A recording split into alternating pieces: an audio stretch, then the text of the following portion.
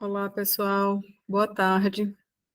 Essa já é bem a quinta vez que eu tento gravar esse vídeo para vocês, então vamos torcer para agora dar certo, tá?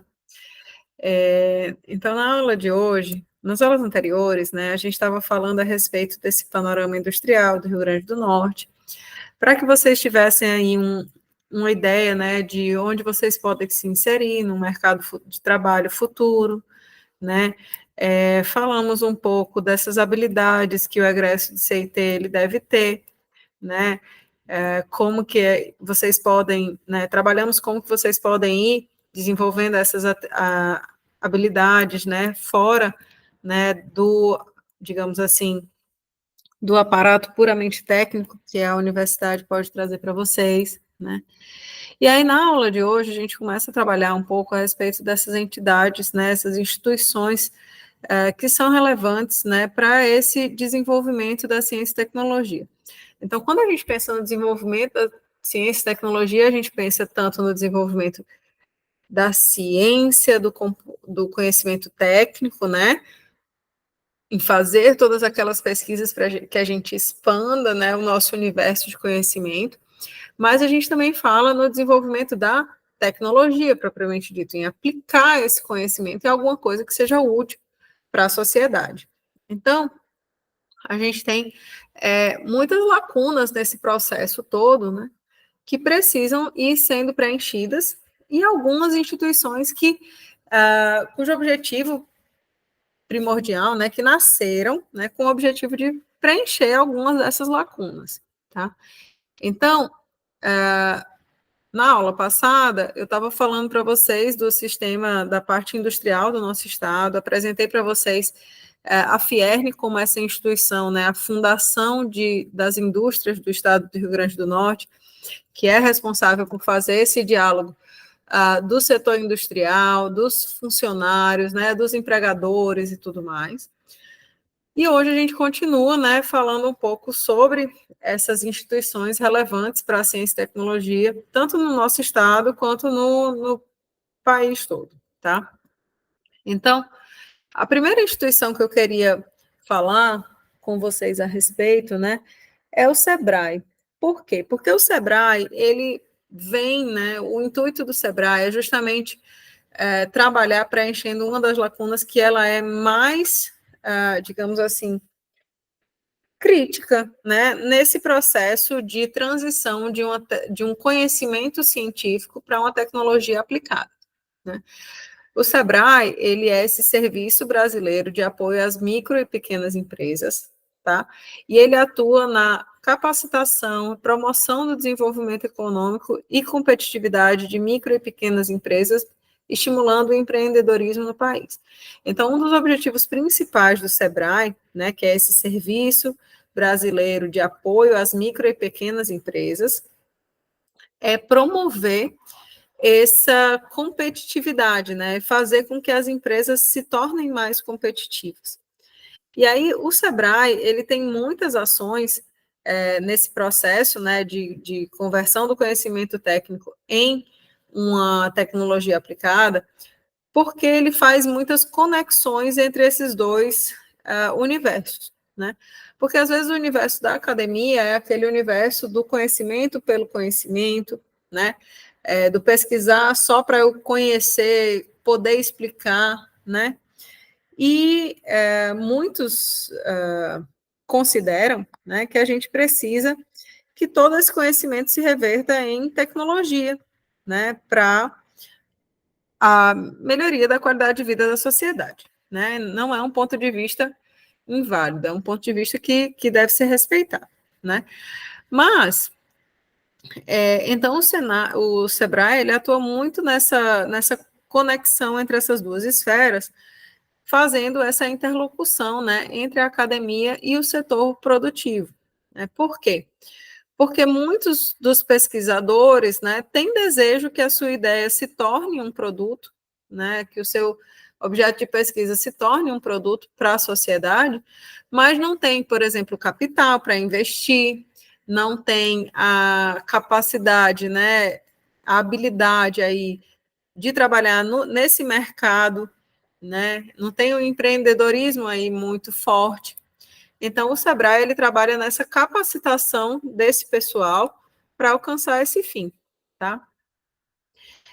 Junto com o Sebrae, a gente tem outras instituições, tá? Outras entidades privadas, né? Às vezes a gente pensa que o Sebrae é uma instituição pública, né? Mas não é. O Sebrae ele é uma instituição privada, uma entidade privada brasileira de serviços sociais e sem fins lucrativos, né? Então foi criada em 72, né? Lá na década dos 1970. E juntamente, né, com o Sebrae, outras instituições, né, outras entidades também foram criadas para fazer, né, para promover aportes, né, atuar com serviços de interesse público em outros setores da economia. Então, a gente tem o SESI, o SENAI, o SESC, né, atuando aí na parte da indústria, né, SESC, SENAC, para a parte do comércio. Tá? Então, esses são esses serviços de apoio, certo? E aí, o Sebrae, né, ele faz essa interlocução, faz essa capacitação através de vários eventos, né, ao longo do ano, como o lançamento de editais de fomento, como a execução aí de eventos, né, do dia todo que se relacionam com essa comunicação entre startups, né, empresas de tecnologia e potenciais investidores. Mas o Sebrae ele também atua, eu vou mostrar aqui o site dele rapidinho, nesse processo de capacitação, literalmente, tá? Então, se você entrar aqui no portal do Sebrae, ó, você tem tudo sobre o que é ser MEI, o que é você ter uma empresa, né? Cursos online. Você quer abrir uma empresa? Confira os 6 passos para criar o seu negócio, né? Quais são os conteúdos? Quais são os serviços que o Sebrae oferece? Como que você pode se relacionar com eles? Então, quando a gente entra aqui, por exemplo, nessa aba dos cursos online, a gente tem claramente esse desafio do Sebrae para empresas, né, para empreendedores em vários estágios de maturação do seu negócio. Então, aqui, num ponto de conceptualização da ideia, né? Então, a gente tem aqui, você está sonhando em iniciar seu próprio negócio, como que você vai fazer? Quais são os cursos? Então, você clica e vai surgir, né, os cursos apropriados. Então você já é empreendedor. Eu quero melhorar a qualidade, eu quero oferecer treinamento de capacitação para os meus empregados. O que eu vou fazer, né? Então, aqui tem um leque de cursos também. Então, eu quero aumentar minha produtividade, eu quero aplicar um sistema de qualidade mais robusto e tudo mais. Então, aqui a gente tem vários momentos do empreendimento e o Sebrae podendo aí estar atuando em todos eles nesse processo de capacitação, tá? Então, se a gente observar aqui, a gente tem curso de marketing digital para a sua empresa, legislação e negócios para o audiovisual, formação pedagógica, marketing digital, lei de proteção de dados para a gestão pública. Então, vários cursos, preço de vendas para a área de beleza, como fazer esse cálculo, né? Como tornar a sua empresa uma franquia. Então, todas essas informações, né? Skills para liderar, conversas difíceis, né? Estão disponíveis aí no Sebrae com cursos totalmente acessíveis, né? Gratuitos, para vocês irem, se for o caso, né? Ou para indicarem, né? Para alguém que desejam formação nessa área de empreendimento, né, de empreender com novas ideias, né, com ideias da área de tecnologia, enfim. Então, oh, meu Deus.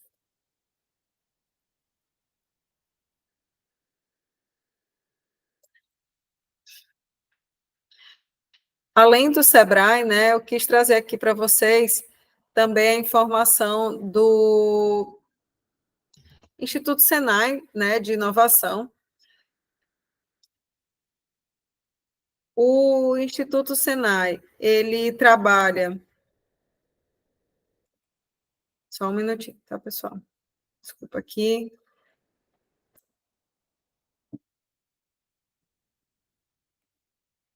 Cara, eu não acredito que isso está acontecendo. Ele trabalha com ele é esse complexo voltado, né, para a aprendizagem na área industrial, tá? Também é uma entidade de direito privado, né? E aí, o Senai, né, enquanto uma estrutura nacional, ele é o maior complexo de educação profissional da América Latina, tá? Então, é realmente uma educação voltada para aquela pessoa que vai atuar na área industrial, certo? A gente vai abrir também a página aqui do Senai para vocês verem, né, os cursos disponíveis, que é uma formação realmente voltada para a qualificação para a indústria, para o trabalho realmente da indústria, certo? Então, quando a gente vem aqui avaliar, ver, né, como é que é o Senai em nível nacional, tá? Deixa eu ver se ele abre aqui.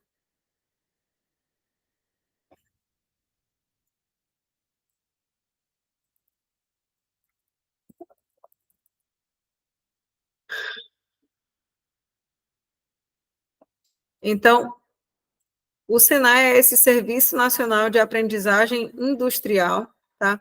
Então, ele tem realmente essa vertente de educação profissional, educação voltada para a indústria, certo? E aí, ó, eu vou colocar aqui nos cursos à distância, só para a gente ter uma ideia, tá? Cursos que a gente poderia fazer a qualquer momento aqui no Senai. Eu lembro de ter feito alguns na época que eu estava na graduação, porque eu achava que isso era importante para mim, né? E aí a gente tem aqui, né, vários cursos diferentes para vocês poderem atuar. Deixa eu ver se eu consigo abrir aqui a lista dos cursos, espera aí.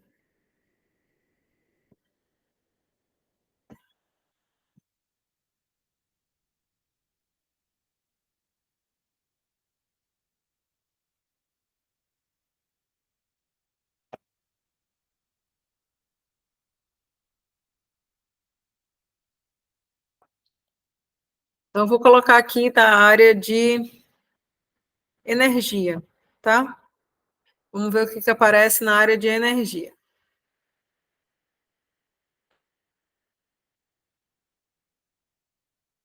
Equipamentos e sistemas fotovoltaicos, comissionamento de sistemas, sistemas voltaicos conectados à rede. Então, vocês conseguem ver que são cursos bem direcionados já para aplicação, né? Hidrogênio verde, Power to X, né? Uma parte muito interessante, 40 horas de curso, bem bom de fazer. Então, aqui, energia sustentável, né? Eficiência energética. Então, são vários cursos que vocês podem estar acessando aqui no portal do Senai. Alguns deles vão ter valores a serem pagos, outros não, tá? E aí, tudo isso vocês podem, né? Inclusive, vocês que estão agora começando a trajetória profissional de vocês, vocês podem ir tateando, né? O que parece mais comigo, o que eu tenho mais afinidade, o que eu me interesso mais, né? E aí, vou colocar aqui, sei lá, a mineração e cerâmica, outra área, ver o que acontece, né? Então, aqui a gente tem também novos conjuntos aí de cursos, dimensionamento de equipamentos, comminuição mineral, fluxogramas de processos de mineração, então, processos de separação, terraplanagem, sistemas de estocagem. Então, tudo isso, né, são cursos possíveis de você ir fazendo. Obviamente, é preciso que você entenda um pouco do que você quer, né, o que você está interessado cartografia, desenho técnico, né? Então, aplicações de curvas de nível. Então, vocês têm que ir tateando aí se algum desses, né, faz sentido para vocês, né, se vai complementar a formação de vocês, certo? Continuando aqui, tá, pessoal? Além dessas duas instituições, dessas duas entidades, né, queria falar um pouquinho para vocês a respeito de duas entidades de muita importância para a gente, principalmente aqui na universidade, né, que é a CAPES, meu Deus, a CAPES e o CNPq, tá? Então, a CAPES, ela é essa fundação, coordenação de aperfeiçoamento de pessoal de nível superior, certo?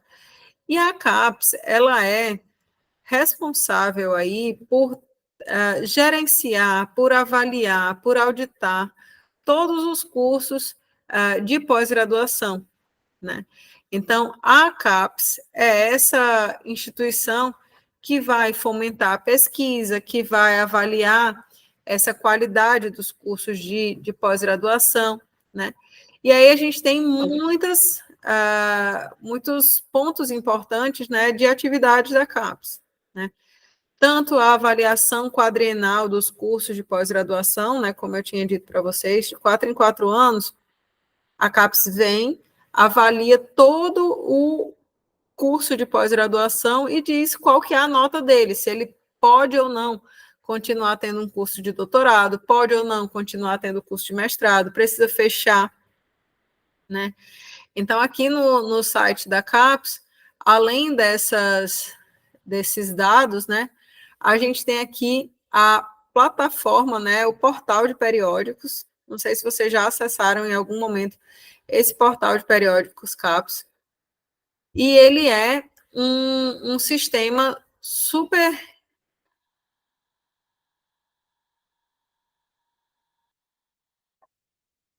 Então, através do periódico CAPES, é a forma que a gente tem de procurar artigos científicos, de procurar esse conteúdo científico que está disponível, né, nas grandes publicações, tá?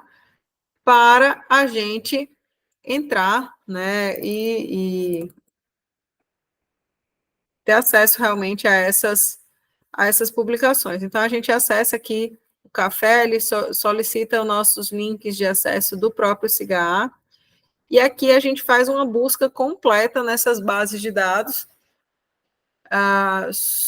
e a gente pode entender, por exemplo, quero procurar a respeito de armazenamento de hidrogênio, né?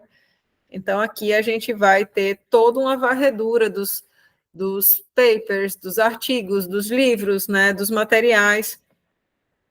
Por exemplo, aqui, 117 mil artigos, 2.700 capítulos de livro, tantos de revisão, tantos em pré-print, né, que são antes do aceite. Então, a gente pode aí estar acessando muitos desses materiais, tá? Não sei se vocês já tiveram algum contato com esse tipo de procedimento, com busca científica, né? Mas aqui a gente pode fazer filtros, né, nessas buscas. Eu só quero os arquivos que forem de acesso aberto, que eu não precise pagar para ler. Então, ele já faz um filtro aqui, aplica um filtro nessa quantidade enorme de informações, e aí agora eu só tenho artigos de acesso aberto. Então, eu posso clicar em qualquer um desses, e aí a gente vai ter acesso, né, aos dados do arquivo, obviamente, quem que escreveu, quando, etc, etc. E eu posso vir aqui, em acessar o próprio artigo e fazer o download dele, se for do meu interesse, tá? Então, tá aqui, eu venho, link do PDF, e posso baixar o artigo científico. Se ninguém falou ainda disso para vocês, né, eu aconselho vocês a procurarem alguém que possa orientar vocês nesse sentido, né, se vocês vão seguir para essa área de pesquisa científica, né? Enfim. Por quê? Porque o uso adequado aqui do portal de periódicos, né? Ele pode fazer uma diferença muito grande no seu resultado da sua pesquisa. Se você não faz uso dos filtros corretos, o direcionamento correto dessa tua pesquisa, muito provavelmente você vai incorrer, né, na avaliação inadequada da área em que você está se inserindo, certo? Então, aqui, ó, esse artigo nanotecnologias selecionadas para aplicações de energias renováveis. Então, aqui você pode, ó, trabalhar com o próprio PDF. Isso aqui não vai ter custo nenhum, tá? Veja que aqui ele tem o café, ó, enchendo, tá enchendo a xicrinha de café, né? Então, aqui você tem, ó, os detalhes da publicação, qual que foi a revista, o volume e tudo mais. O abstract, você pode diminuir essas informações e ter aqui o próprio artigo propriamente dito e fazer o download, enfim, o que for de interesse de vocês, certo? Então, a CAPES, ela tem esse papel, né, de avaliação da pós-graduação, tem esses periódicos, né, que é essa base de dados que a gente pode acessar, e, além disso, né, a gente tem o Qualis da CAPES, que é o parâmetro, né, que a gente tem aqui no Brasil para avaliar a qualidade das publicações de todo mundo, né? Então, eu venho aqui, seleciono o período, né? O último período de avaliação foi entre 2017 e 2020. Avaliação essa das revistas, tá? A gente sim escolhe ou pode escolher a área que a gente tem interesse. Se eu não escolher nenhum, ele não vai restringir, né, pela área de avaliação. E eu posso colocar aqui, vou colocar o nome de uma revista que eu conheço, né, Hydrogen Energy. Ele vai pesquisar revistas que tenham esses nomes que eu sugeri, né, e ele vai me dizer qual que é a classificação, se essa revista ela é boa ou ruim, né, dentro desse conjunto, né, de parâmetros que eles avaliam, tá? Para cada área. Então, essa mesma revista, para essas áreas aqui de administração, astronomia, biodiversidade, para todas essas áreas, ela é considerada uma revista A1. É super difícil. Mas é muito difícil eu conseguir publicar nessa revista aqui, que tem uma revista tão voltada para a área de energias sustentáveis, se eu for uma pessoa lá sei lá, das ciências biológicas voltadas para sei lá, avaliação do DNA, né? Então, muito provavelmente eu não vou conseguir publicar, mas se eu conseguir, essa minha publicação, ela é uma publicação A1, que é o maior qualis que a gente tem, tá? Para avaliação das revistas. Então,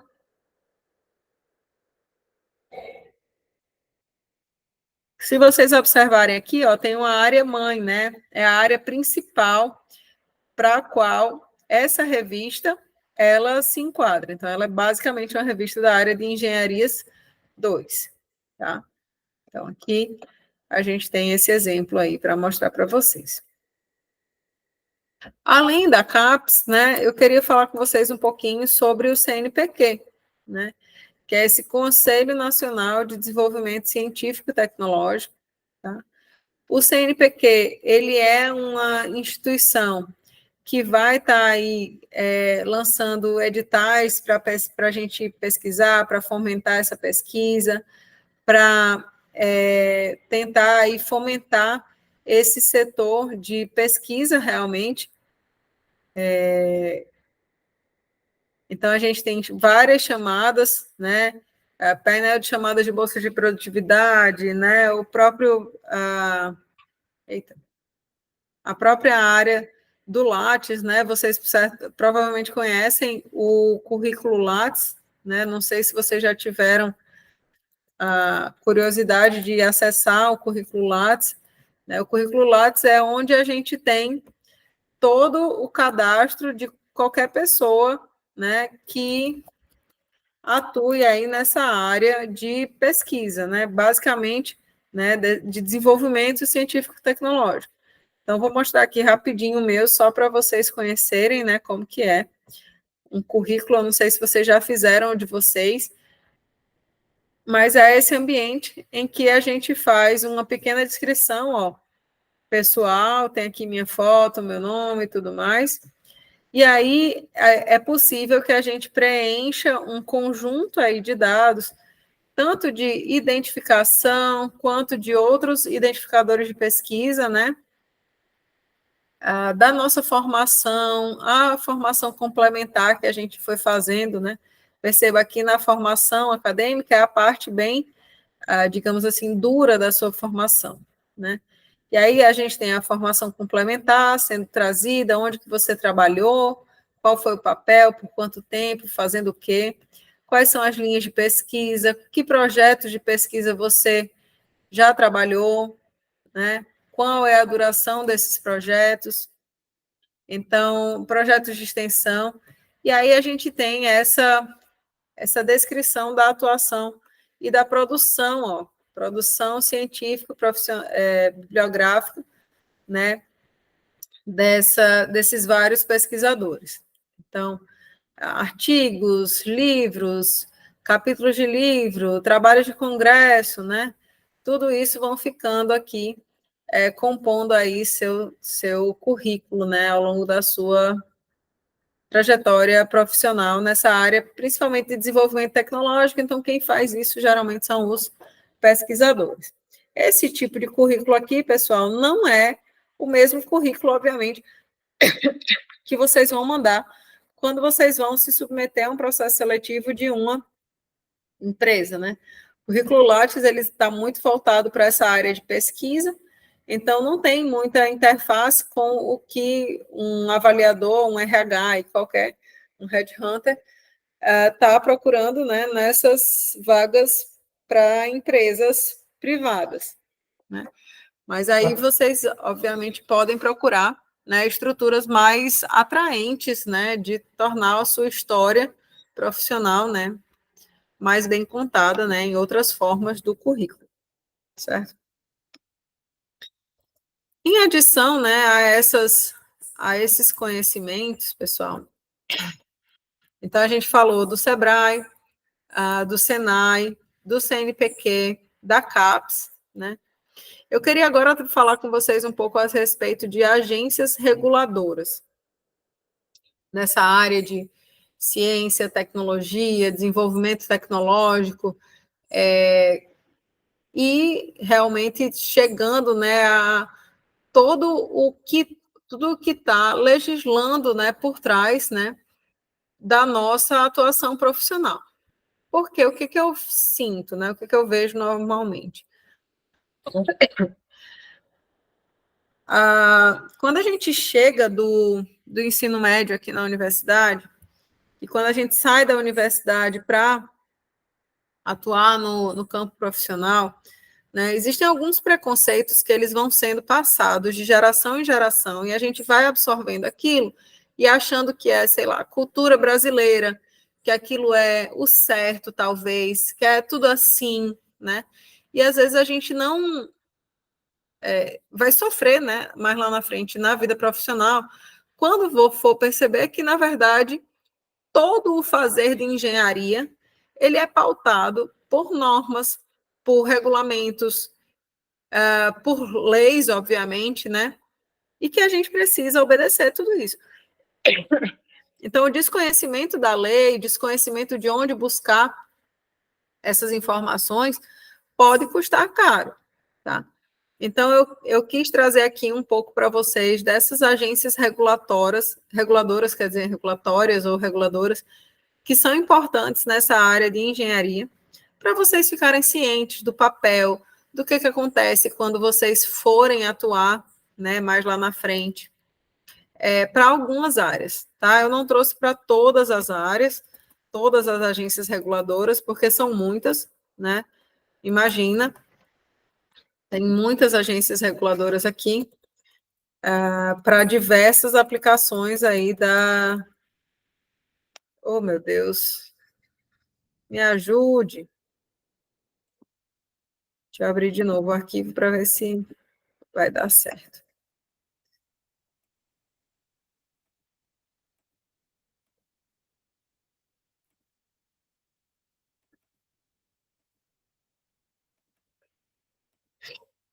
Ele está abrindo aqui um monte de coisa que não é o que eu quero.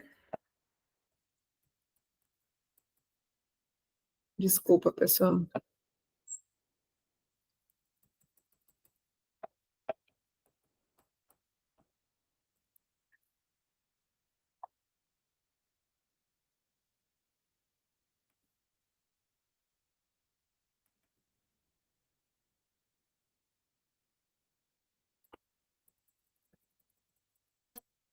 Só um minutinho.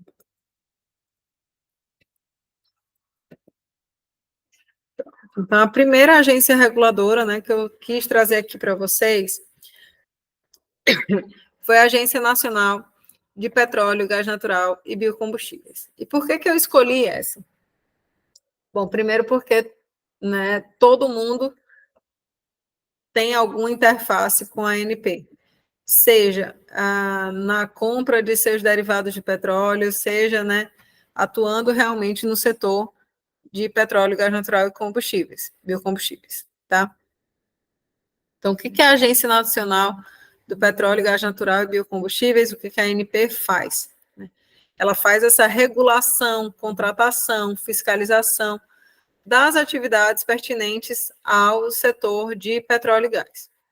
O que a ANP não faz? A ANP não precifica os derivados, tá? Não é a atividade da ANP precificar, mas ela vai fiscalizar os postos, se a qualidade dos combustíveis que chegou lá está adequada, ela vai dizer o que é uma gasolina, o que é um diesel, o que é um etanol, tá? Deixa eu só ver se eu consigo aqui contornar esse problema técnico, senão a gente continua na aula que vem, tá? E aí eu parto daí.